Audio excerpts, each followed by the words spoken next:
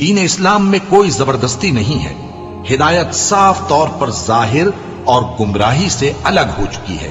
تو جو شخص بتوں سے اعتقاد نہ رکھے اور اللہ پر ایمان لائے، اس نے ایسی مضبوط رسی ہاتھ میں پکڑ لی ہے جو کبھی ٹوٹنے والی نہیں، اور اللہ سب کچھ سنتا ہے، سب کچھ جانتا ہے۔ جو لوگ ایمان لائے ہیں ان کا دوست اللہ ہے کہ اندھیرے سے نکال کر روشنی میں لے جاتا ہے، اور جو کافر ہیں ان کے دوست شیطان ہیں کہ ان کو روشنی سے نکال کر اندھیرے میں لے جاتے ہیں۔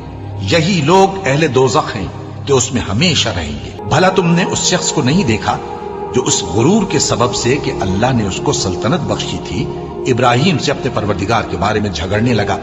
جب ابراہیم نے کہا میرا پروردگار تو وہ ہے جو زندگی دیتا ہے اور موت دیتا ہے، وہ بولا کہ زندگی اور موت تو میں بھی دے سکتا ہوں۔ ابراہیم نے کہا کہ اللہ تو سورج کو مشرق سے نکالتا ہے، آپ اسے مغرب سے نکال دیجئے۔ یہ سن کر وہ کافر ہکا بکا رہ گیا، اور اللہ بے انصافوں کو ہدایت نہیں دیا کرتا۔